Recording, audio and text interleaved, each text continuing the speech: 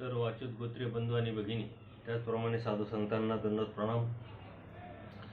आज आपण 113 नंबरच्या सत्संगामध्ये प्रवेश करत आहोत. मागील सत्संगामध्ये आपण परमेश्वरांनी साधकाला सांगितलेले जे तत्व सिद्धांत, आचार प्रणाली आहे, विचार प्रणाली आहे, त्याचं चिंतन करत आहोत. गेली अनेक सत्संगामध्ये आपण या तत्व सिद्धांत, आचार, विचार प्रणालीचं चिंतन करत असताना आपल्याला हे जाणवतंय की आपण एक साधक आहोत आणि ह्या साधकांनी परमेश्वरांनी सांगितलेले तत्व सिद्धांत कसे पाळावेत, कसे जाणावेत आणि कसे करावेत, त्या कृतीवर जाण्याचा कसा प्रयत्न करावा हे आपण समजून घेत असताना आपल्या लक्षात येतंय की आपण हे करू शकतो. हा आत्मविश्वास अध्यात्मामध्ये अत्यंत गरजेचा आहे. कारण अध्यात्म हा आपला विषय फक्त एक दृष्टपर, जीवस्वार्थी असल्यामुळं तेवढ्यापुरता वापरण्याचा, तेवढ्यापुरता विचार करण्याचा आणि कर्मकांड विधी यापुरता मर्यादित आपण ठेवलेला आहे. पण परमेश्वरांनी जे तत्व सिद्धांत सांगितले ते एक विशिष्ट वर्गासाठी, विशिष्ट व्यक्तीसाठी नाही. साधक म्हणून परमेश्वरासाठी सर्व समान आहे. मग ते नामधारक असेल, वासनिक असेल, भिक्षुक असेल, आचारवंत असेल, हे नंतरच्या काळात आपण वर्गीकरण केलं. परंतु परमेश्वरांनी अवतार घेतला, परमेश्वर वाडोवेडी जेव्हा फिरले त्यावेळेस त्यांच्या समोर साधक म्हणून एक जीव, एक व्यक्ती होती आणि त्या व्यक्तीला अनुलक्षून त्या निमित्ताने परमेश्वरांनी छोट्या छोट्या प्रसंगानुरूप आपल्याला हे तत्वज्ञान सांगितलंय. अनेक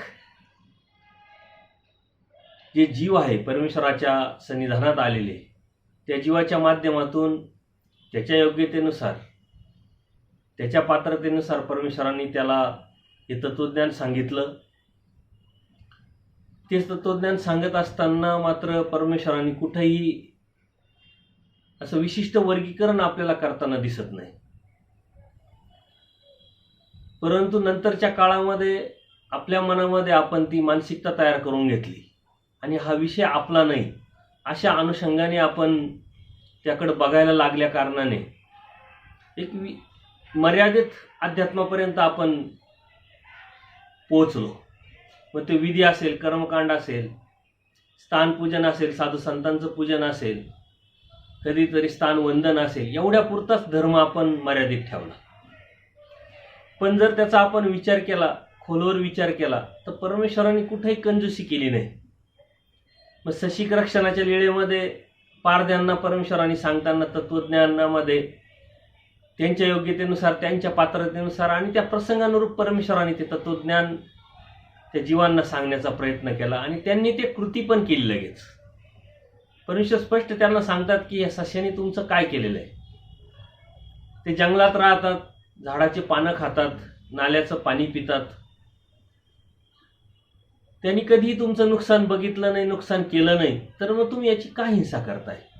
हे समजावल्यानंतर वचन सांगितलं, त्याला अभय दिलं की येत शरण आलिया काही मरण असे, आणि त्यांना अप्रत्यक्षरित्या मला शरण आलेल्या व्यक्तीला आम्ही अभय देत असतो, नरकात किंवा जन्ममृत्यूच्या फेऱ्यात पाठवत नसतो असं परमेश्वरांनी सांगितलं. त्यांच्या ते आकलनाच्या बाहेर जरी असलं तरी त्यांनी जे ऐकायचं ते ऐकलं. त्यातून त्यांची जी चाल, जो प्रसव किंवा त्यांच्या प्रयत्नांनी जे भविष्यामध्ये त्यांना जे निर्माण होणार आहे ते भेटणार आहे. कारण परमेश्वरांनी त्यांना हिंसा हे पाप आहे हे सांगितल्यानंतर त्यांच्या लक्षात आलं आणि त्यांनी ती लगेच इथून पुढे आम्ही हिंसा करणार नाही असा शब्द देऊन ते निघून गेले. यदा कदाचित त्यांच्या उत्सुकता, त्यांचा प्रयत्न जर जास्त असता तर परमेश्वरांनी त्यांना अधिक निरूपण केलं असतं. परंतु जीवाची अभिलाषा किती, जीवाची महत्वाकांक्षा किती, जीवाची जाणीव किती आणि त्याची प्रयत्न किती, त्यावरती परमेश्वर हे तत्वज्ञान सांगत असतात. पूजनीय माईम भट्टांनी अनेक प्रश्न विचारले, पूजनीय तपस्विनी महादाईसांनी अनेक प्रश्न विचारले, पूजनीय अर्जुनदेवांनी भरपूर प्रश्न विचारले. तर जेवढे प्रश्न विचारले तेवढ्या प्रश्नाचं उत्तर प्रमाणबद्ध परमेश्वरांनी दिलेलं दिसतं. असं काही नाही की बाबा एकच वचन सांगितलं आणि देव थांबले. त्यांची उत्सुकता किती आहे, त्यांची महत्वाकांक्षा किती आहे, त्यांची योग्यता पात्रता बघून त्या जीवाला परमेश्वरांनी हे तत्वज्ञान आपल्याला सांगितलेलं दिसतं. म्हणून कोणताही जीव घ्या, या चरित्रामध्ये परमेश्वरात सन्निधानात आलेला कोणताही जीव, त्या जीवानुसार परमेश्वरांनी त्याला दिलेलं आहे. त्यांनी किती घेतलं, त्याचा किती उपयोग केला, त्या उपयोगातून त्याच्या जीवनाला किती उपयोग झाला, हा विषय वेगळा आहे. हा संशोधनाचा विषय जरी असला तरी मात्र परमेश्वरांनी द्यायचं काम केलं आणि त्या देण्यातूनच आपल्यापर्यंत हे पोहोचलंय. अनेक जीव त्यांच्या निमित्ताने परमेश्वराने अनेक प्रसंग आणि त्या प्रसंगानुरूप सांगितलेलं तत्वज्ञान, आचार विचार प्रणाली सांगताना परमेश्वराने एक साधक म्हणून त्या जीवाकडे बघितलं आणि त्या साधकाने कसं राहावं, कसं वागावं, कसं बोलावं, कसा त्याग करावा आणि कशा कृतीवर जावं हे परमेश्वराने सांगितले. त्या बाबतीत आपण खरंच भाग्यवान आहोत की अनेकांचे प्रसंग एकत्र आले, अनेक तत्वज्ञान एकत्र आलं आणि ते संग्रह रूपाने आपल्यापर्यंत सर्वच्या सर्व पोहोचलं. आता आपण त्यात वर्गीकरण करू शकतो. आपण त्याच्यामध्ये काय करता येईल, काय करता येऊ शकतं, काय आपण करू शकतो, काय करायलाच पाहिजे, असं वर्गीकरण करून आपण त्याचे निर्णय किंवा त्याची निवड जर केली तरीही परमेश्वराच्या प्राप्तीच्या अनुषंगाने आपल्याला त्याचा उपयोग होणार आहे. परमेश्वराने खूप मोठी अपेक्षा केलेली नाहीये. तत्वज्ञान खूप मोठं सांगितलंय, धर्म खूप मोठा सांगितलाय, वेगवेगळ्या अनंत लीळा परमेश्वरांनी घडवल्या आणि त्या लीळेच्या माध्यमातून हे तत्वज्ञान आपल्यापर्यंत पोहोचवलंय. परंतु आपण जेव्हा तत्वज्ञान अभ्यासायला सुरुवात केली, अशा अनेक सत्संग आपले झाले, त्या सत्संगामध्ये जेव्हा सूत्रांचं चिंतन आपण करतो, कृतीच्या अनुषंगाने, आचारा विचाराच्या अनुषंगाने विचार करतो, तेव्हा परमेश्वराने अत्यंत सोपे आणि सरळ भाषेत तत्वज्ञान सांगितलं, परंतु ते अत्यंत सर्वश्रेष्ठ तत्वज्ञान सांगितलं. अपेक्षा करताना ही खूप कमी अपेक्षा केल्या, परंतु त्यामध्ये आपण बसतो का नाही, बसायला पाहिजे की नाही, हे आपल्याला किती जाणीव आहे त्याच्यावरती ठरतं. त्या जाणीवेतून आपल्याला आपल्या जीवाचं हित समजतंय, किती समजतंय, कोणत्या अनुषंगाने समजतंय, त्यावरती कृतीवर जाण्याचा हा जो प्रयत्न आहे जीवाचा, त्याच्या जाणीवेवरती, त्याच्या हिताच्या अनुषंगाने त्याला किती कळालंय त्यावरती अवलंबून ठरतं. नाही तर तत्वज्ञान तर परमेश्वराने सांगितलंय आणि सर्वांना सांगितलंय, पण प्रत्येक जीव कृतीवर जाताना दिसत नाही. प्रत्येक जीव परमेश्वराने जी अपेक्षा केली ते करताना दिसत नाही. परमेश्वराने जे सांगितलंय ते जीवाच्या हिताचंच आहे हे कळतंय तरी आपल्याला वळत नाही. याच्या पाठीमागचं कारण आपला अप्रयत्न आपल्या दुःखाला कारण ठरत असतो. आणि अशा अनंत जन्म, अनंत सृष्ट्या फक्त आणि फक्त आपल्या अप्रयत्नामुळं वाया गेलेले आहेत. कारण परमेश्वरांनी सर्व स्पष्ट आणि पारदर्शक सांगितलेलं असतानाही आपण जर ते करत नसेल, त्या प्रयत्नाने आपण तिथपर्यंत जाण्याचा प्रयत्न करत नसेल, तर आपल्याला ते न समजल्यासारखंच आहे. आणि म्हणून परमेश्वरांनी सांगितताना अत्यंत सोप्या सरळ आपल्या बोलीभाषेमध्ये आपल्याला कळेल, समजेल अशा पद्धतीनं तत्वज्ञान सांगितलेलं आहे. परमेश्वरांनी जे तत्वज्ञान सांगितलंय ते अत्यंत छोट्या छोट्या वचनांच्या द्वारे, प्रसंग छोटा असेल, वचन छोटा असेल, पण त्याचा जो अर्थ आहे तो खूप मोठा आहे, त्याला मर्यादा नाही. मग आपण आपल्या बुद्धीच्या अनुषंगाने त्या तत्वज्ञानाचं किती मोठं पसारा करू शकतो, किती मोठा विचार, किती मोठी प्रगल्भता आपल्या विचारामध्ये आहे, त्यानुसार त्याचा आपण विचार करू शकतो. आणि मग प्रत्येक वचन प्रत्येक वेळी वाचताना आपल्याला त्याचा वेगळा अर्थ उमटू शकतो. कारण ते तत्वज्ञानच असं आहे की कोणत्या दृष्टीनं आपण त्याकडे बघतोय, कोण बघतोय, कोणत्या योग्यतेचा जीव बघतोय, त्याच्यानुसार त्याला त्याचा उमट, त्याला त्याची प्रचिती येत असते.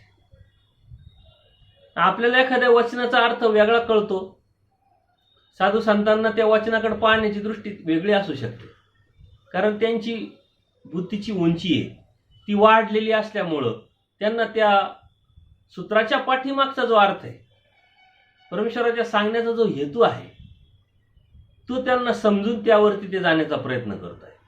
आपण सुद्धा याचा प्रयत्न विचार जर करत राहिलो तर नक्कीच त्यातून आपल्याला एक वेगळं उमट, एक वेगळा अर्थ कळत असतो. एखादं वचन आपल्याला समजल्यानंतर आपण त्या वचनावरती अनेक साधू संतांशी जेव्हा चर्चा करतो त्यावेळेस वेगवेगळे अर्थ साधू संतांकडून वेगवेगळ्या प्रचितीच्या अनुषंगाने आपल्याला कळत असतं. याचा अर्थ आपलं खरं आहे त्यांचं खोटं आहे, त्यांचं खरं आहे आपलं खोटं आहे असं होत नाही.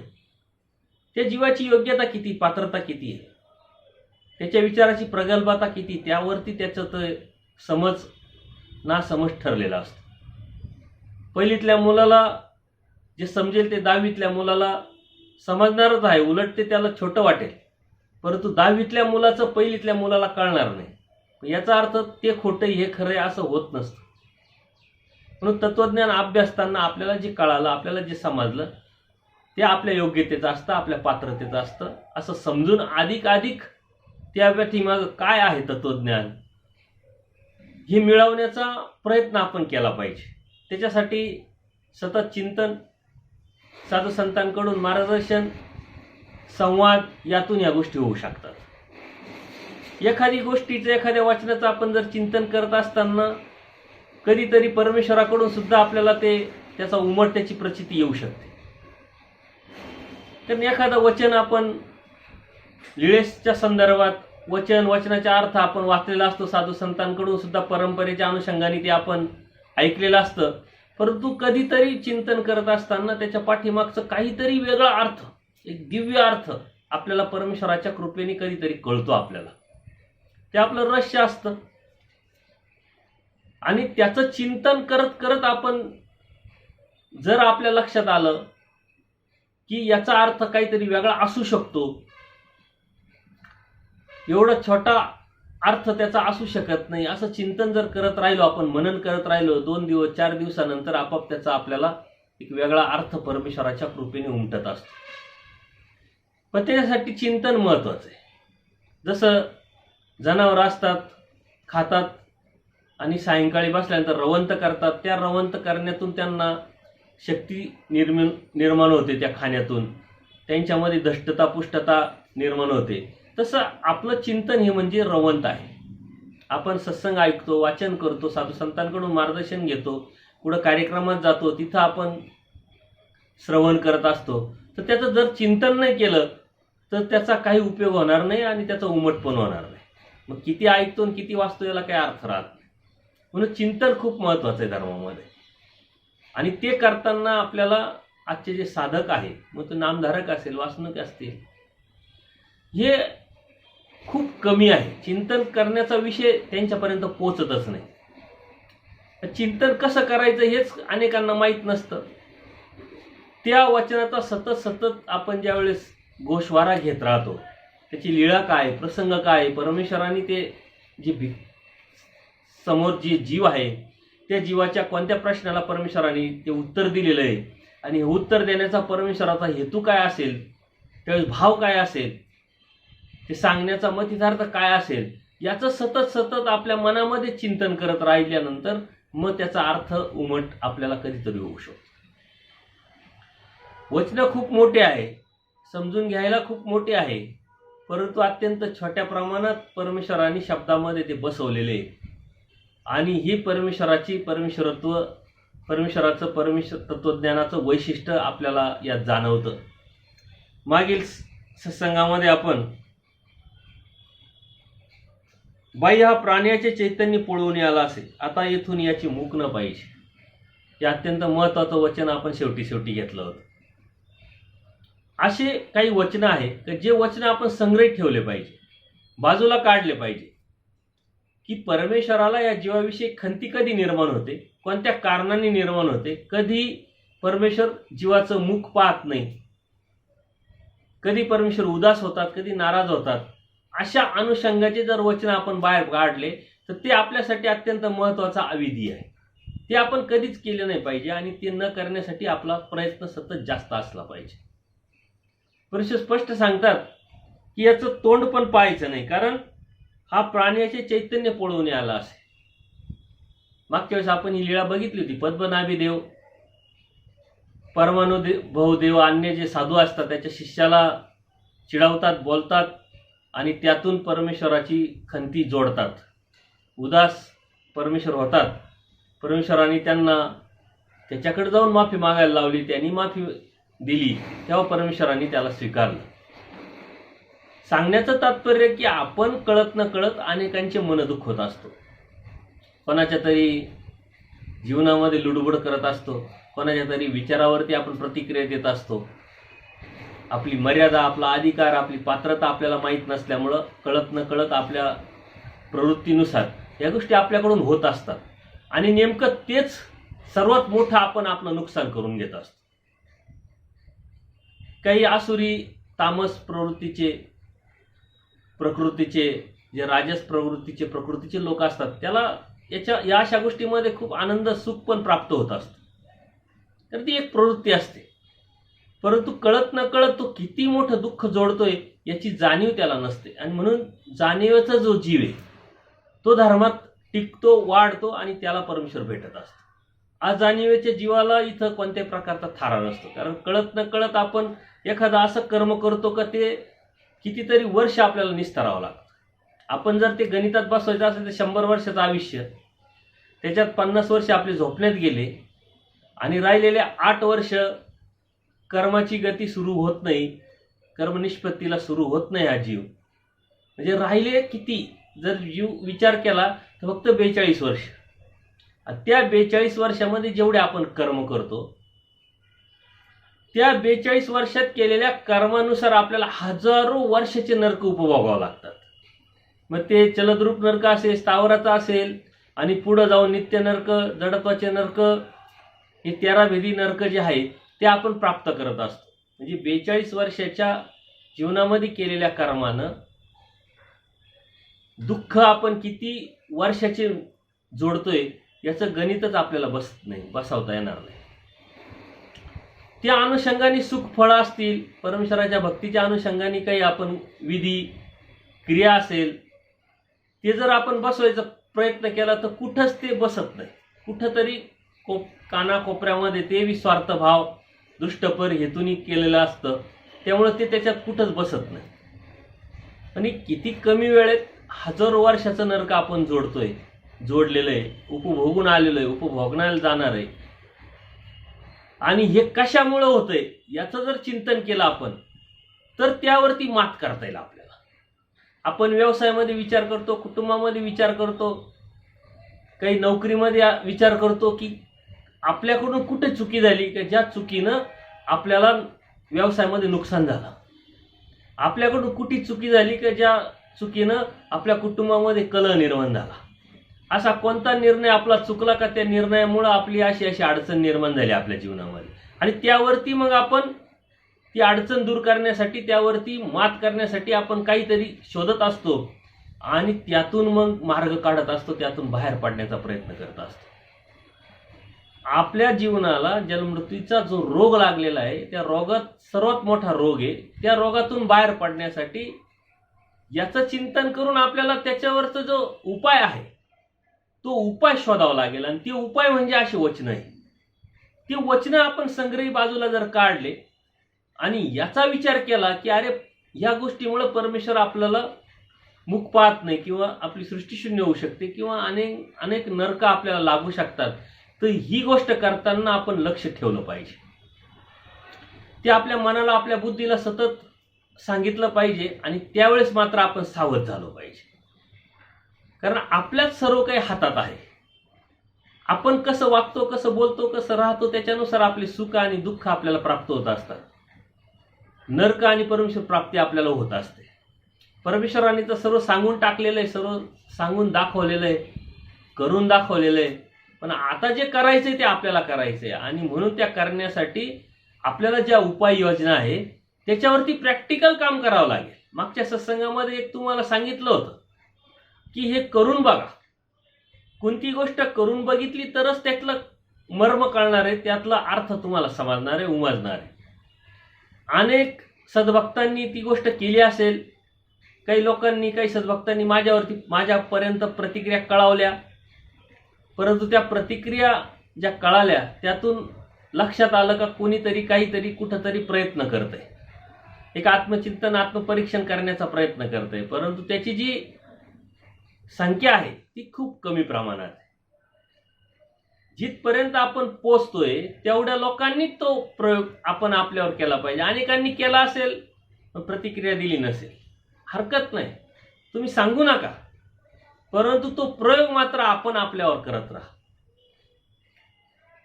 आणि हे प्रयोग आपण कधीतरी कळत नकळत आपल्याकडून घडत असतात. कधीतरी परमेश्वर अनुभवातून अनुभूतीतून प्रयोग अंती आपल्याला काही गोष्टीचा अनुभव देत असतात, ज्ञान देत असतात. अनुभव हे सर्वात मोठे गुरु आहे आणि सर्वात मोठं ज्ञान आहे.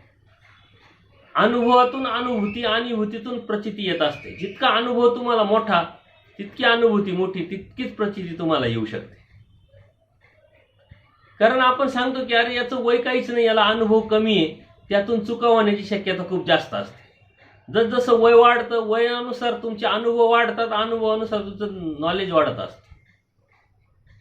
कधीतरी कळत नकळत आपल्याकडून चुका घडतात, त्या चुकातून आपण शिकत असतो. तो आपल्यासाठी आपण केलेला अप्रत्यक्षरित्या प्रयोग असतो. कधीतरी कळत नकळत नीती आपल्याला शिकत असते, परमेश्वर कृपेने आपल्याला अनुभव आलेला असतो आणि त्यातून आपल्याला शिकता येतं. तो परमेश्वराकडून केलेला प्रयोग असतो. कधीतरी केव्हा तरी कोणत्या तरी व्यक्तीच्या संदर्भात आपल्याला काहीतरी अनुभव येतो. तो अनुभव कळत नकळत आपल्याकडून घडलेला असतो. त्यातून आपल्याला त्याची योग्यता, त्याची पात्रता, त्याची विचारधारा कळत असते. म्हणजे तो एक प्रयोग असतो.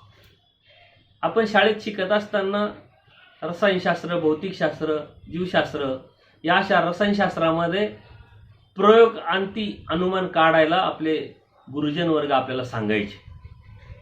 तर कोणतं केमिकल कोणत्या केमिकलमध्ये घुसलं किंवा मिश्र केलं तर त्यातून काय निघतं आणि त्यातून काय निर्माण होतं, हे प्रयोग असतात. आणि ते प्रयोग आपण वहीमध्ये लिहायचे असतात. तो प्रयोगाची कृती कशी केली, त्या कृतीतून काय रिझल्ट भेटला आणि त्याचा अनुमान काय, म्हणजे निष्कर्ष काय. आणि निष्कर्षापर्यंत जोपर्यंत आपण जात नाही, आपल्या जीवनाच्या निष्कर्षापर्यंत, तोपर्यंत आपल्याला योग्य पद्धतीने जीवन जगताच येणार नाही. परमेश्वराने दिलेलं जीवन खूप सुंदर आहे, खूप श्रेष्ठ आहे. कारण मानव जन्म हा असा एकच जन्म आहे का त्या जन्मामध्ये कर्मनिष्पत्ती होते, पुढचं लागतंय, पाठीमागचं संपतंय. त्या जन्मामध्ये जीव परमेश्वर प्राप्ती करू शकतो, त्या जन्मामध्ये तो जीव नरक जोडू शकतो, त्या जन्मामध्ये परमेश्वर प्राप्तीला सुद्धा जाऊ शकतो. म्हणजे हे अत्यंत महत्त्वाचं श्रेष्ठ जे जीव आपल्याला प्राणीमध्ये आपल्याला आपण आलेलो आहोत. परमेश्वरांनी कृपेने आपल्याला इथं जो जन्माला घातलेला आहे, त्या जन्मामध्ये आल्यानंतर ती जाणीव होणं, त्या जाणीवेतून आपण जगायला सुरुवात करणं, हे खरं जीवन. नाही तर आपण सहज म्हणत असतो कर्मराटीमध्ये, जन्माला आला हेला आणि पाणी वाहता वाहता मेला. आपण आजूबाजूला जर समाजाकडे बघितलं तर लोक नुसते धावताय, पळताय. कशासाठी पळताय, कशासाठी धावताय हे त्यांना सांगता येत नाही. फक्त करायचंय. जन्माला का आला माहीत नाही, काम का करतो माहीत नाही, धार्मिकता का करतो माहीत नाही. फक्त पुढचं येतंय ते ढकलायचं काम करणारे जीव आपल्याला अनेक दिसतील. आपण जगत असताना असे प्राण्यासारखे जगणारे भरपूर आहे आणि प्राणी तर आपल्या समोरच दिसत आहे. आपल्याला स्थावराचे नरक झाडाच्या रूपात आपल्याला दिसत असतात. म्हणजे सर्व काही आपल्या समोर स्पष्ट आहे, क्लिअर आहे, पारदर्शक आहे आणि प्रयोगांती सिद्ध झालेलं आहे. फक्त आता आपल्याला त्याचा स्पर्श करून घ्यायचा आहे, त्याची जाणीव करून घ्यायची आहे आणि ती जाणीव अनुभूतीतून प्रचितीपर्यंत नेल्यानंतर मग आपण मात्र धार्मिकता करण्याचा प्रयत्न करणार आहे. आपण वचन वाचलं, त्याचा अर्थ कळाला, समजलं, बस आपण पुढं सरकत नाही. पुढचं सरकणं हे खरी जाणीव आहे. पुढचं सरकणं म्हणजे कृती, पुढचं सरकणं म्हणजे करणं, हे अत्यंत महत्त्वाचं आहे. तुम्हाला सांगितलं एखादी गोष्ट काही करा, करून बघा, ती केली तरच तुम्हाला त्यातला अर्थ कळणार आहे. अन्यथा न करता तुम्ही जर तर्क कुतर्क करत राहिले तर त्यातून काही रिझल्ट भेटणार नाही. म्हणून परमेश्वराने आपल्याला अत्यंत महत्त्वाचं वचन सांगितलंय की प्राण्याचं म्हणजे कोणत्याही जीवाचं मन पोळणं हे सर्वात मोठं पाप आहे. दुःख कोणाला तरी देणं हे सर्वात मोठं पाप आहे. आणि असे वचन याच्या अगोदर अनेक येऊन गेलेले आहे. त्या वचनावरती आपण लक्ष देऊन आपण आपल्या जीवनामध्ये संयम ठेवला, आपल्या जिभेवरती आपण ताबा निर्माण केला तर किती तरी कळत नकळत नरकाला आपण थांबवू शकतो, आपल्या दुःखाला आपण थांबवू शकतो. कारण दुःख आपण बोललो, आपण केलं त्यातून मिळत असतं. आपण काय करतो त्यातून, काय कृती केली त्यातून आपल्याला सारं प्राप्त होत असतं. ना आता आपल्याला दुःख मिळवायचे, सुख मिळवायचे, परमेश्वर प्राप्ती मिळवायची हे आपण ठरवायचंय. परमेश्वरनी सर्व काही सांगून टाकलंय कशाने काय होणार आहे. याचा अर्थ परमेश्वरच करणार आहे असं समजून चालणं म्हणजे आपला अप्रयत्न आहे आणि आपला अज्ञान आहे. आणि म्हणून या गोष्टीवरती आपण खूप लक्ष दिलं पाहिजे. हिंसा वर्तेतीय स्थानी महात्म्य असू नये. ज्या ठिकाणी हिंसा होते, ज्या ठिकाणी हिंसा होण्याची शक्यता असते, मग ती प्राण्याची असेल, माणसाची असेल, कोणाची कसलीही हिंसा असो, हिंसा असते. तो छोटा प्राणी काय, मोठा प्राणी काय, तर अशा ठिकाणी महात्म्याने असू नये. म्हणजे जाऊ नये, राहू नये, बसू नये, काही खाऊ नये. ही हिंसेचे जे स्थान आहे, हिंसेची जी व्यक्ती आहे, हिंसेची जी जागा आहे, तिचा त्याग हा साधकासाठी अत्यंत महत्त्वाचा आहे. आता आपण सुद्धा जीवन जगत असताना दररोजचे पेपर वाचत असतो, टीव्ही बघत असतो, बातम्यांच्या माध्यमातून आजूबाजूला या साऱ्या घटना घडत असतात. आपण तिथं कसं टाळलं पाहिजे. जरी गेलो, आपल्या नात्यातले असतात, आपल्या ओळखीचे असतात, काही ठिकाणी असा वाईट प्रसंग घडलेला असतो, तिथं जावं लागतं, तर ते 3 दिवस सोडून तिथं आपण जाणं, भेटणं एक आपली प्रोसेस आहे. त्याच्या दुःखामध्ये सहभागी होणं हे महत्त्वाचं असतं. पण तिथून आल्यानंतर आपण आपल्या घरी देवपूजा करणं, प्रसाद जोडा असेल तर प्रसाद करणं, जेणेकरून त्याचा परिणाम आपल्या बुद्धीवरती, आपल्या मनावरती, आपल्या विचारावरती होणार नाही. कारण ते तामस जागेमध्ये जाऊन आलेलो राहतो. तामस विचार म्हणजे नकारात्मक विचारापर्यंत आपण गेलेलो राहतो. दररोजचे पेपर वाचताना निगेटिव्ह बातम्या इतक्या असतात आणि त्या वाचण्याचा परिणाम आपल्यावर होत असतो. कारण आपण हे करत असताना आपल्या बुद्धीला एक चांगली चालना, होकारात्मक विचाराची ताकद, प्रेरणा आपण देण्यासाठी आपण सतत आपल्या चिंतनामध्ये, आपल्या शास्त्राच्या अभ्यासामध्ये असायला पाहिजे. म्हणून ह्या ज्या गोष्टी आहे, जिथं हिंसा होण्याची शक्यता असते, तिथं आपण गेलो नाही पाहिजे, टाळलं पाहिजे. आणि तिथं राहिलं नाही पाहिजे. फक्त प्रसंगानुरूप तशी वेळ आली तर ती कुशलतेने आपण ती गोष्ट करण्याचा प्रयत्न केला पाहिजे. पुढचं सूत्र अत्यंत महत्वाचं आहे. हे करी ते अनरक, धरी ते अनरक, एक एकादे ते अनरक. म्हणजे निमित्त जे होत असतो आपण पुढे जाऊन हिंसेला, विकाराला, विकल्पाला, कोणत्याही दोषाला, ते काय आपण प्रत्यक्ष केलं पाहिजे असं नव्हे. अप्रत्यक्षरित्या सुद्धा आपल्याकडून कळत नकळत ह्या गोष्टी घडत असतात आणि त्यासाठी परमेश्वराने आपल्याला सावध केलेले आहे. कारण एखाद्याने सुरी बनवली, कारखाना असतो, ती एका दुकानदाराला त्यांनी विकली, दुकानदाराने एखाद्या व्यक्तीला विकली आणि त्या व्यक्तीने त्या सुरीचा वापर करून कोणाला तरी मारलं, हिंसा केली. आपण म्हणतो यांचा काय संबंध, परंतु निमित्त ते झालेलं आहे. त्यामध्ये कमी जास्त प्रमाणात त्यांचा जो दोष आहे तो अधोरेखित होत असतो. प्रत्यक्ष ज्यांनी मारली त्याला जास्त दोष, ज्यांनी विकली त्याला त्याच्यापेक्षा कमी दोष, आणि ज्यांनी बनवली त्याला त्याच्यापेक्षा कमी दोष. परंतु हे कमी जास्त जे दोषाचं प्रमाण आहे ते आपण ठरवू शकत नाही. यावरती अनेक ठिकाणी चर्चा होत असते. काही लोक म्हणतात आम्ही एखाद्या कारखान्यात विळी बनवल्या जाते, पेस्टिसाइड बनवल्या जातं, ते झाडांवरती मारण्यासाठी, ती विळा गवत कापण्यासाठी असतं, ते काही कोणाला हिंसा करण्यासाठी नसतं. म्हणजे त्याचा हेतू, त्याचा उद्देश तो नसतो. मग त्याचा उद्देश तो ध्येय जर नसेल आणि त्यापासून जर कोणीतरी चुकीचं कृती केली त्याचा काय संबंध. परंतु ते हत्यार असं बनवलंय का त्या हत्यारातून गवतही कापलं जातं आणि कोणाला तरी मारणं सुद्धा. हे बनवणाऱ्याला जाणीव नाही का, त्याला ते माहीत आहे. त्याचा उद्देश जरी तो नसला, त्याचं ध्येय जरी त्याचं नसलं, परंतु त्या गोष्टीला तो निमित्त झाला. त्यांनी बनवलंय म्हणून कोणीतरी विकत घेतलंय, कोणीतरी विकत घेतलंय म्हणून कोणीतरी त्याच्यापासून चुकीच्या कृती त्यांनी केलेली आहे. हत्यार म्हणून त्याचा वापर केलेला आहे. याच्यावरती शब्दशल होत असतो. उद्देश ध्येय हे अत्यंत महत्त्वाचे जरी असले तरी निमित्त मात्र आपण होत असतो. आणि कळत न कळत असे प्रसंग आपल्या जीवनामध्ये खूप येत असतात. असंच एका ठिकाणी एकदा स्वामींचं रात्रीचं जेवण झालेलं असतं, वेळी झालेली असते, आणि बाईसांनी देवाला विडा अर्पण केला. तितक्यात गडबड गोंधळ ऐकू येतो. डोमेग्रामची लीळा आहे, परमेश्वर राजमठामध्ये आहे. आणि असा गडबड गोंधळ ऐकायला आल्यानंतर देव आचार्यांना सांगतात की वरती जाऊन बघा काय आहे. घोटोबास मठावरती गेल्यानंतर चढून बघितल्यानंतर तिथं समोरच रेई नाईकाचे जे भाऊ आहे कान्हर नाईक यांच्या घरावर दरोडा पडलेला असतो. आणि त्या दरोडेखोरांनी वाड्यातील जे शिपायांची जी तिथं संरक्षणासाठी कोणी लोक असतील, शिपाई असतील, त्यांच्यामध्ये निकराची लढाई किंवा मारामारी सुरू असते. आणि ते आचार्यांनी बघितल्यानंतर त्यांना त्यांच्या पूर्वश्रमीच्या काही गोष्टी आठवतात. ते सुद्धा असे दरोडे घालायचे आणि त्यावेळेस ते कसे करायचे त्यांना आठवल्यानंतर ते जोरात आवाज देतात, बळी रे बळी, अशी जोरात आवाज देतात. त्या दरोडेखोरांमध्ये आवाजाच्या दिशेने एक जण बाण मारणारा असतो. त्यांनी बाण मारला, परंतु आचार्यांना कानाला चाटून तो गेला.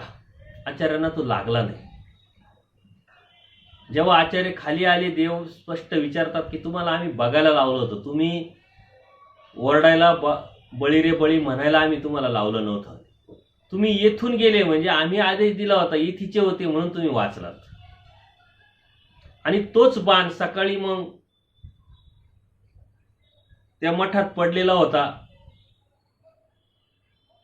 तो मठात पडलेला असताना तिथं सकाळी साफसफाईला किंवा झाडायला महादाईसा गेल्या, त्यांना तो दिसला. त्यांनी तो बाण घेतला.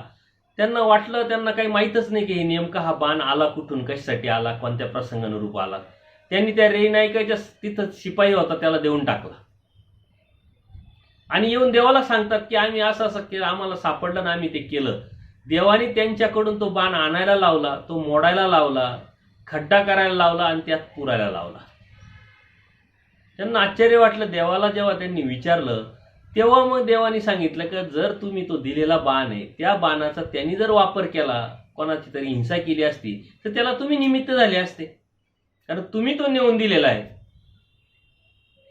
आणि त्यावेळेस परमेश्वराने हे सूत्र सांगितलं की आपण करत असताना कळत न कळत आपण असे निमित्ताचे दोष अनेक जोडत असतो.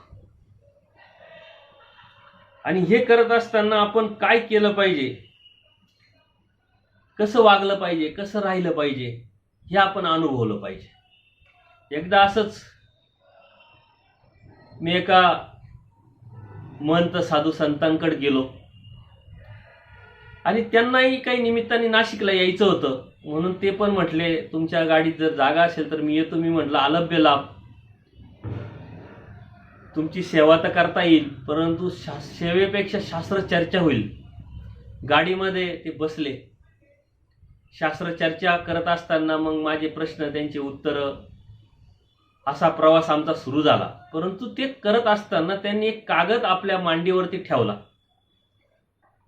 आणि नेल कटरनी ते जे नख आहे ते साधू संत ते नख ते कापत होते आणि अत्यंत कुशलतेने कापत होते, जेणेकरून ते नख कुठेही खाली पडणार नाही.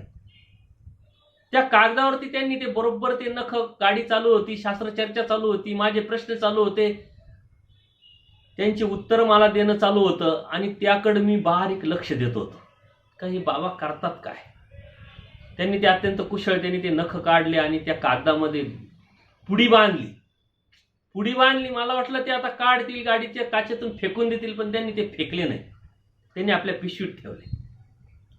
पुढे जाऊन आम्ही चहा घेण्याच्या अनुषंगाने त्यांना म्हटलं, विचारलं काही घ्यायचं का चहा पाणी. मला तर काही लागत नाही, तुम्हाला घ्यायचं तर घ्या. म्हणून सहज फ्रेश व्हावं म्हणून आम्ही एका ठिकाणी थांबलो. माझं लक्ष होतं बाबांजीकडे. त्यांनी ती पुडी काढली आणि तिथंच बाजूला, हॉटेलच्या बाजूला ते गेले, थोडंसं उकरलं हाताने, थोडा खड्डा केला आणि त्यात ती पुडी टाकून, माती टाकून दिली, पायाने दाबून दिली. परत येऊन हात वगैरे धुतले, देवपूजा केली आणि आमच्याबरोबर परत पुढील प्रवासाला सुरू झाली. मला आश्चर्य वाटलं, उत्सुकता वाटली की बाबा हे काय केलं तुम्ही. मग त्यांनी सांगितलं की आपला धर्म जितका सोपा आहे तितकाच अवघड आहे. हा तलवारीवर, धारधार तलवारीवर चालण्यासारखं आहे म्हणे. जितकं जपलं तितकं कमी, जितकं पाळलं तितकं कमी. हे मी जे नख काढले ते नख जर काढून असे टाकून दिले असते, खूप छोटे मोठे किडे मुंग्या असतात, त्यांना काय माहिती हे नख आहे, नख खाल्यानंतर आपल्याला इजा होऊ शकते, ते त्याच्या पोटात जाऊ शकतात, त्याची ती हिंसा होऊ शकते आणि ते हिंसेला आपण निमित्त होऊ शकतो. पण आपण आपल्या कुशलतेने ह्या गोष्टी पाळल्या पाहिजे. खूप मोठा प्रसंग छोटा होता, परंतु बाबांनी मला खूप मोठी सीख दिली होती. आता आपण सतत विचार करा, आपण नख काढतो, कुठं काढतो आणि कसे फेकतो. कधी विचार केला आपण या गोष्टीचा? म्हणजे निमित्त कोणत्या गोष्टीनं आपल्याला काय दुःख होईल हे आपल्याला सांगता येत नाही. आपल्या जीवनामध्ये अडीअडचणी येतात, दुःख येतात, संकट येतात. आपण म्हणतो मागील जन्मामध्ये मी असं काय केलं की हे संकट माझ्या जीवनामध्ये यावं.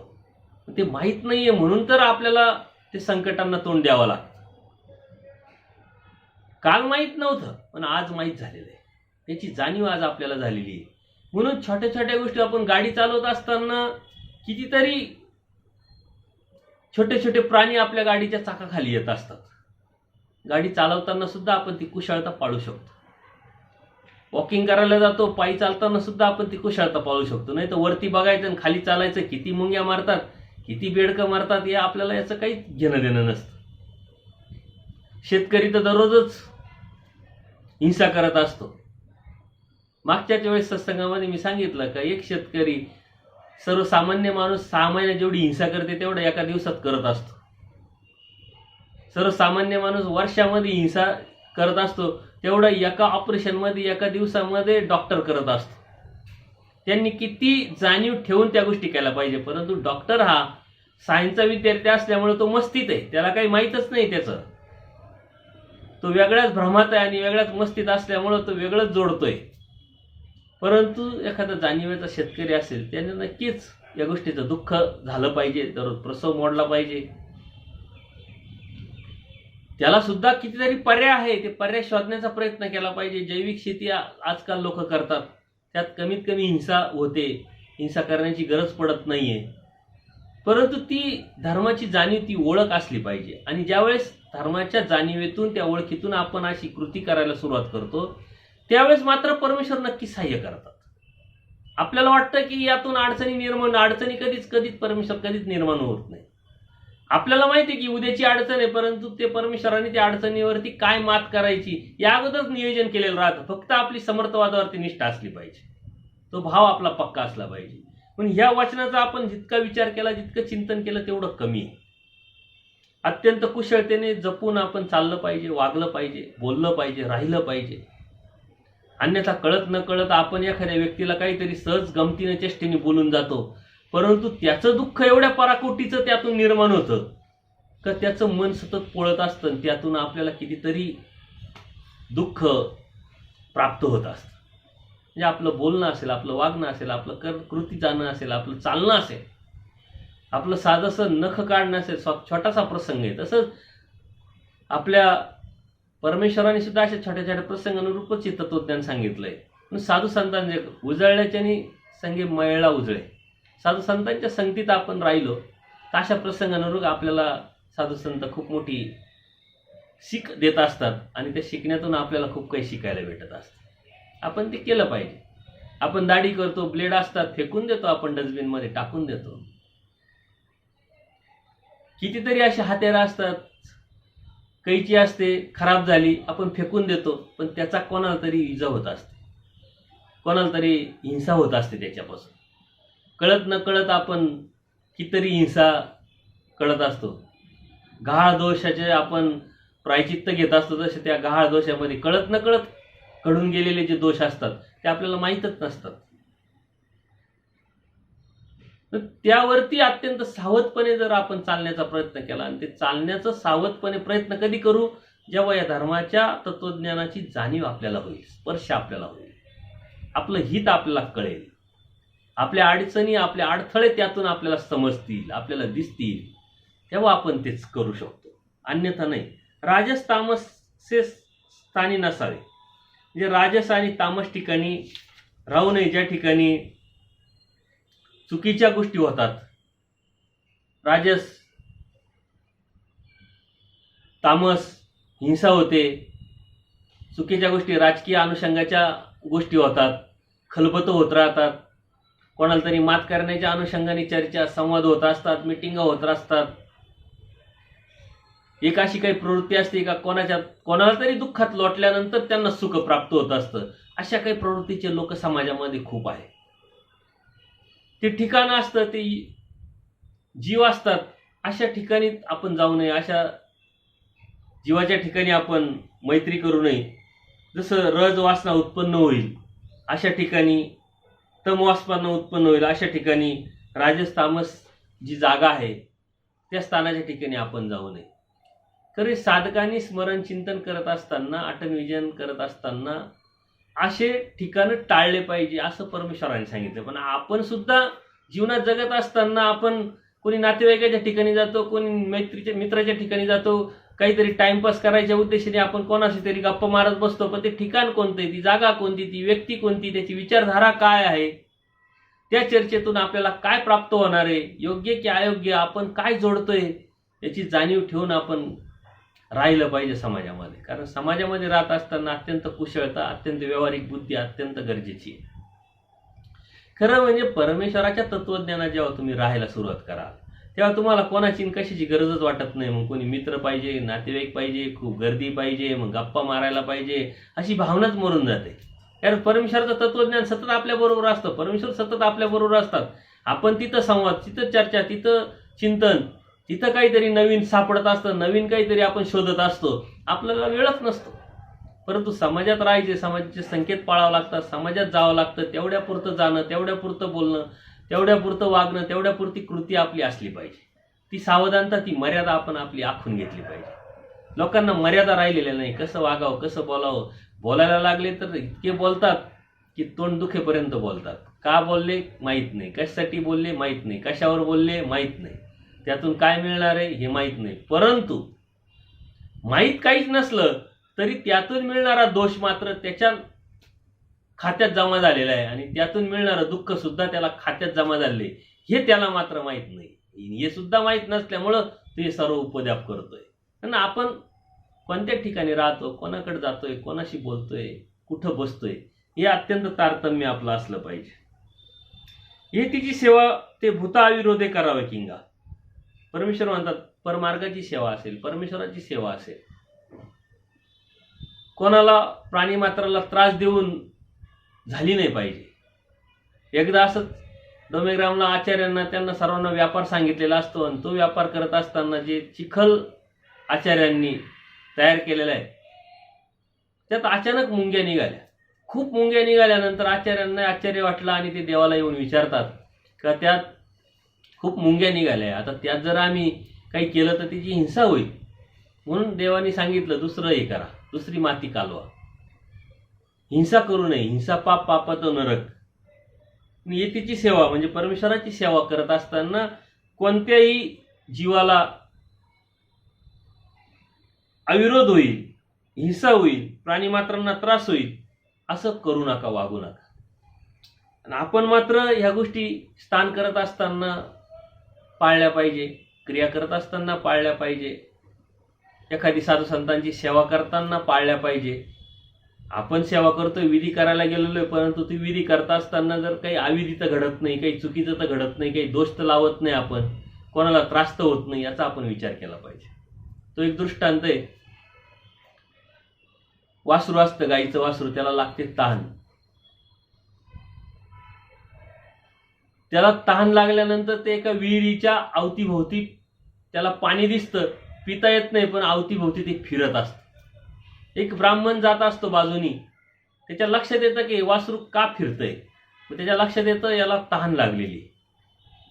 आता तहान लागली, त्याला पाणी पाजलं पाहिजे, त्या ब्राह्मणाला जाणीव झाली, पण त्यांनी कृती जी केली ती अत्यंत चुकीची केली. त्यांनी ते वासरू पकडलं आणि विहिरीत टाकून दिलं. आता पाणी पित राहा. आता ते जगेल की मरेल याचा उद्देश खूप चांगला होता, याची भावना खूप चांगली होती की त्याला तहान लागली आणि त्याला पाणी पाजलं पाहिजे, परंतु कृती अत्यंत चुकीची होती. त्यातून हिंसा घडली आणि त्या हिंसेतून त्याला नरक प्राप्त होणार आहे. आपण काय करतोय, काय केलं पाहिजे हे अत्यंत महत्वाचं आहे. सेवा करायची आहे, त्यातून काय चुकीचं तर घडत नाही. आपला उद्देश चांगला, आपली भावना चांगली, धर्मसेवा करायची, आपली क्रिया करायची, त्यातून आपल्याला धर्म जोडायचा आहे, त्यातून आपल्याला परमेश्वर प्राप्त करायचंय, सारे उद्देश चांगले. परंतु करताना ती कुशलता, ती व्यावहारिकता जर आपण नाही पाळली तर ती काय उपयोगाची. म्हणून विधीने अविधी निर्माण होत असेल तर काय उपयोगाचं नाही. आणि म्हणून परमेश्वरांनी पुढचं सूत्र सांगितलं, विधी करता विधी स्फुरे. विधीने विधी स्फुरत असतो. एक स्थानाला गेलं तर मग विडा ठेवा असं वाटतं, विडा ठेवला तर दंडोत करावं असं वाटतं, दंडोत केले तर स्मरण करावं असं वाटतं, स्मरण केलं तर एखादी लीळा आठवावीशी वाटते, चर्चा करावीशी वाटते. विधीने विधी स्फुरतो. करायला सुरुवात केली पाहिजे, पण काहीच केलं नाही तर त्यातून आपल्याला काहीच स्फुरणार नाही आणि ते स्वतःहून आपल्याला स्फुरलं पाहिजे. एक विधी आचरत असताना दुसरा विधी आपोआपच आपल्याला स्फुरत असतो, आपल्याला करायची इच्छा होत असते, करावं असं वाटत असतं आणि त्यातून आपण विधी करत राहतो.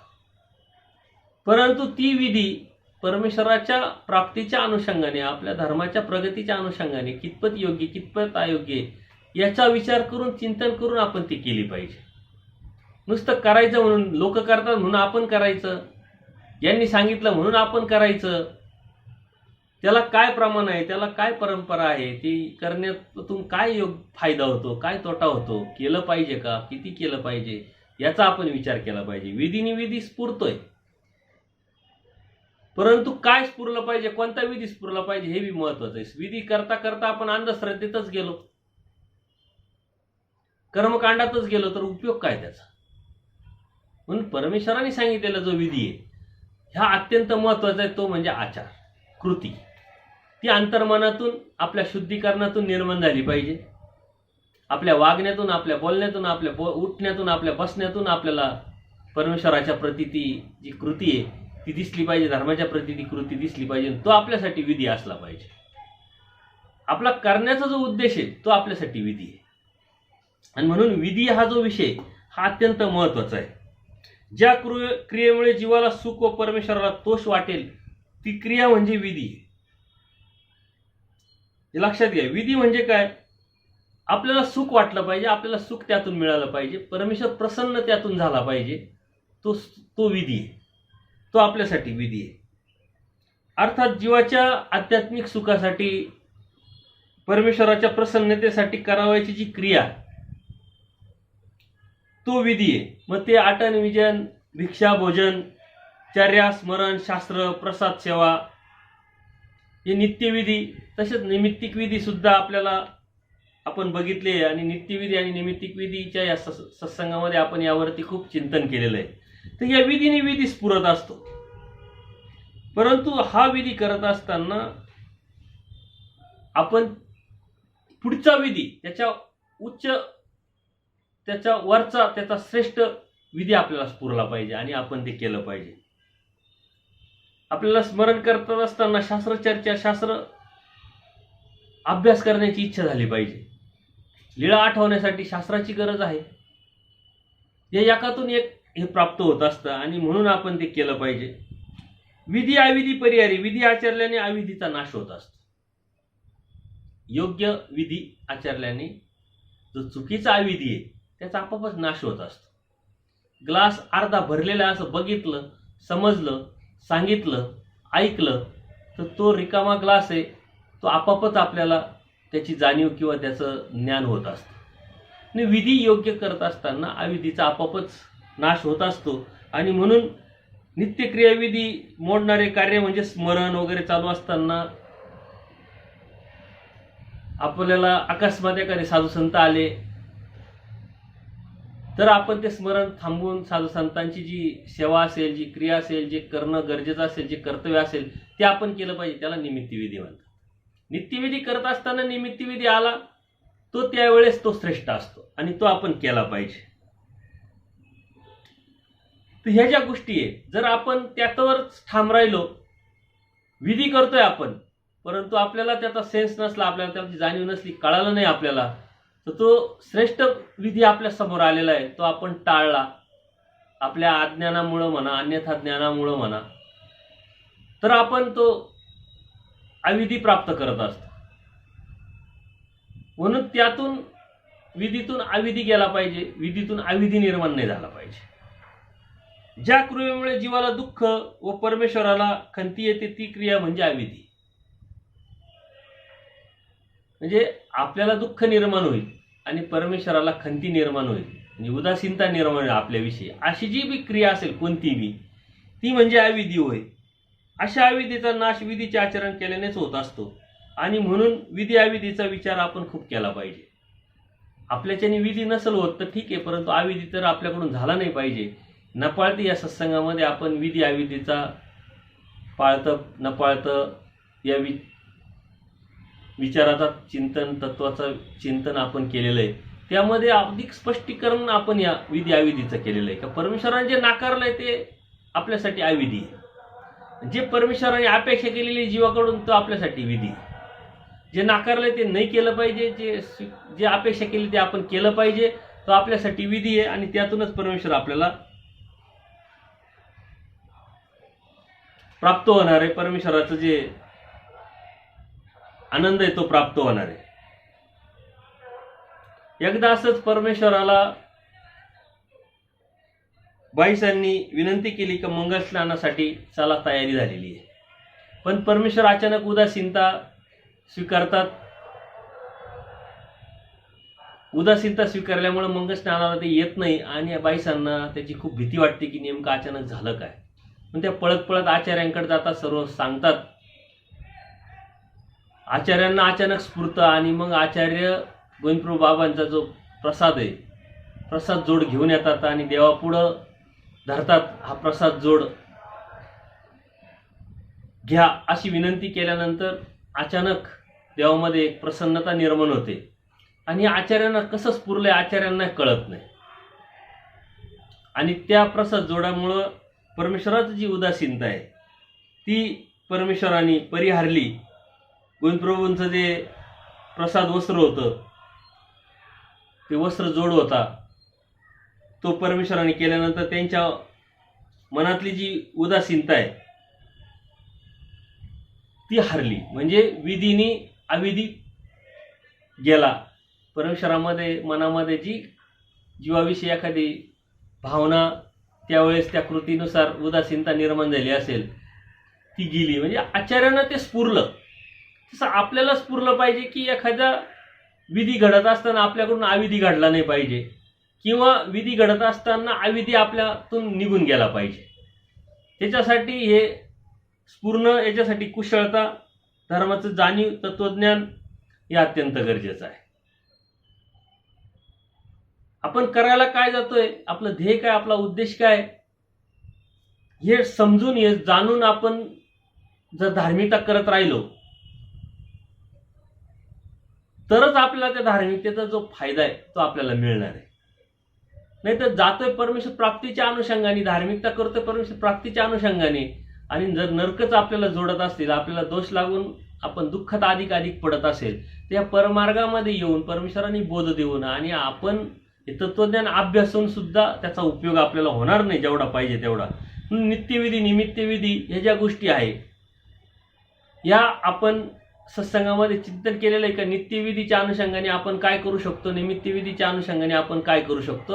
आपण असलेल्या अवस्थेमध्ये प्रत्येक गोष्ट करता येते, करण्याची इच्छा असली पाहिजे.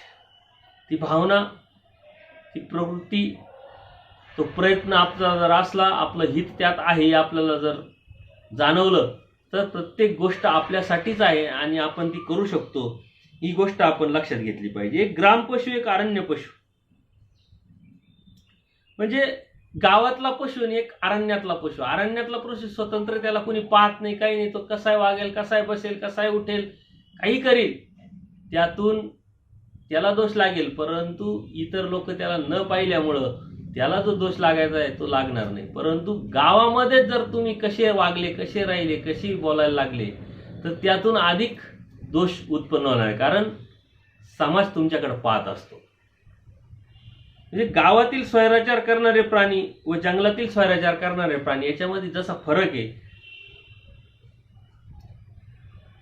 तसंच अरण्य पशुपेक्षा ग्राम पशु जो अधिक दोषाव आहे.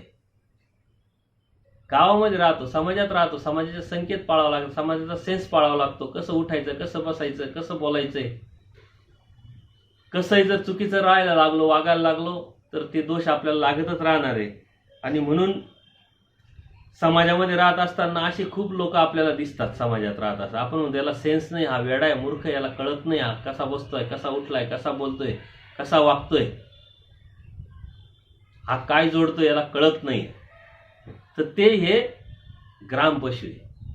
त्या अरण्य पशुपेक्षा ते ग्रामपशु अधिक दोषावह आहे आणि ते अधिक नरक जोडत असतात आणि याचे अनुभव आपल्याला वेळोवेळी येत असतात. एक अमेद्य कृमी, एक विषय कृमी. अमेद्य विष्ठेतले जे किडे, तसे लोक विषयातले आहे म्हटले. आपल्याला आजूबाजूला दिसतात, घाण असते त्यामध्ये किडे पडलेले असतात, मग ते शेण असेल किंवा विष्ठा असेल, त्यांना त्याच्यामध्ये चांगलं वाटतं. तसे आजूबाजूला समाजामध्ये सुद्धा चंगळवादी प्रवृत्तीचे लोक असतात. त्यांना सुख, काही आनंद झाला, काही सुख झालं किंवा काहीतरी प्राप्त झालं, काहीतरी यश प्राप्त झालं, तर त्याचा जो आनंद सोहळा त्यांना निर्माण करायचा असतो, त्यात त्यांच्या डोक्यात एकच येतं, पिणं आणि खाणं, मद्य पिणं आणि मांस मच्छी खाणं. याच्या व्यतिरिक्त त्यांना दुसरा कोणती व्याख्याच माहीत नाही. सोहळे करायचे, उत्साह करायचा, तर त्यात तेच विचार करतायत. तर त्यांना आपण किती जरी सांगितलं की अरे बाबा, एखादा विषय, एखादा मंगल प्रसंगी हेच केलं पाहिजे असं नाहीये, बऱ्याच गोष्टी करण्यासारख्या आहे, परंतु ते त्यांना पटणार नाही. कारण परमेश्वराने काय सांगितलंय, ते विषयातले किडे. हे जसे विष्ठेतले किडे, तसे ते विषयातले किडे. म्हणजे बघा, परमेश्वराने कोणाची तुलना कुंड केलेली आहे, की जे विष्ठेतले किडे, म्हणजे नरकात गेलेला जो किडा आहे, तो एक तर अगोदर नरकात गेलाय आणि परत गेलाय कुठं, विष्ठेमध्ये. तसा हा मनुष्य जन्मात जरी आला तरी पण तो विष्ठेमध्येच आलेला आहे, तो विष्ठेमध्ये जन्माला घालवतोय. म्हणजे तो जाणार कुठे, ते विष्ठेमध्ये जाणार आहे, त्या किड्यामध्ये जाणार आहे, नरकामध्ये जाणार आहे. म्हणजे अशा आजूबाजूला समाजामध्ये आपल्याला खूप लोक दिसतात. त्यांच्यातला ना आपला फरक काय नेमका, हे जर आपण धर्माच्या जाणीवेतून लक्षात घेतलं, तर आपले श्रेष्ठत्व आणि त्यांचं कनिष्ठत्व याच्यामध्ये जमीन आसमानचा फरक दिसेल. म्हणून आपल्याला मिळालेली संधी आहे परमेश्वर कृपेने, त्या संधीचा आपण कसा उपयोग करून घेतोय, कसा फायदा करून घेतोय, ते आपल्याला कळालंय, आपल्याला समजलंय, आपल्याला समजतंय. म्हणून कसा आपण वागतोय त्याच्यानुसार परमेश्वर प्राप्ती आपल्याला निर्माण होत असते. अमेद्य तुल्य विक होतो कवनाशी दुर्लभ, जे कृमितुल्य पुरुष होती त्याशीची की. अमेद्य तुल्य म्हणजे जी घाण आहे, विष्ठा जी आहे, अमेद्य सारख्या गलिच्छ विषय किड्यांसारख्या शौचहीन लोकांना दुर्मिळ वाटतो.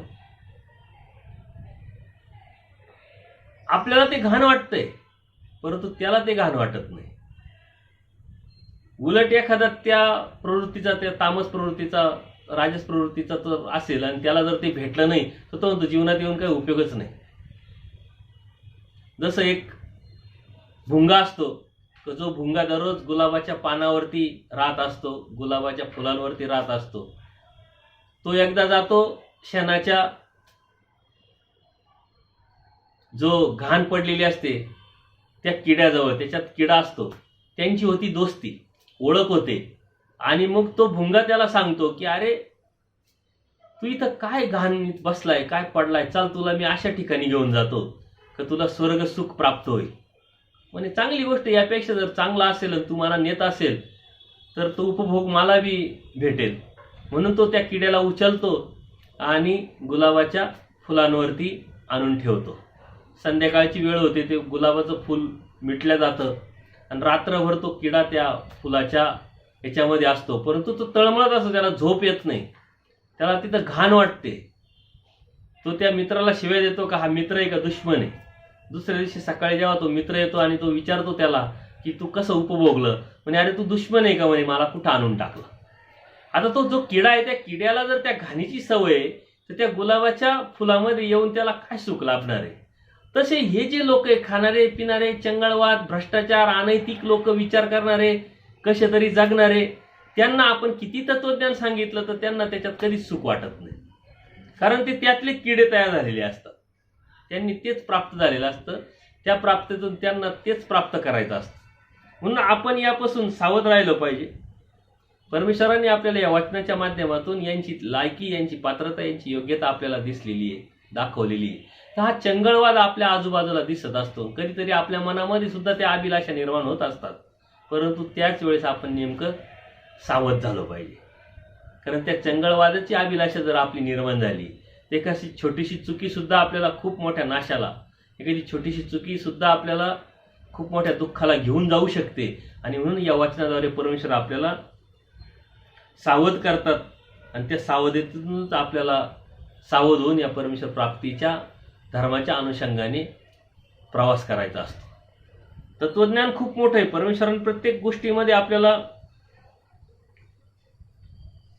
स्पष्ट आणि पारदर्शक सांगितलेले, त्याचा अर्थ आपण कोणत्या दृष्टीनं, कोणत्या अर्थाने घेतो आणि त्यावरती आपण कसं चालण्याचा प्रयत्न करतो, यावरती सर्वस्वी आपलं परमेश्वर प्राप्तीचं जे ध्येय ते अवलंबून असतं. कारण परमेश्वराने आपल्याला सर्व दिलंय, प्राप्त मात्र आपल्याला करायचं आहे. आपल्यासमोर ताट दिलंय, खायचं आपल्याला आहे, आणि म्हणून आपण या गोष्टीचा विचार केला पाहिजे. मागील सत्संगाच्या संदर्भात बऱ्याच सद्भक्तांनी प्रतिक्रिया व्यक्त केल्या. या सत्संगामध्ये सुद्धा आपण वेगळ्या चिंतन केलं आहे, त्याचं सुद्धा आपण प्रतिक्रिया व्यक्त करावा. दंडोत प्रणाम, दंडोत प्रणाम, दंडोत प्रणाम.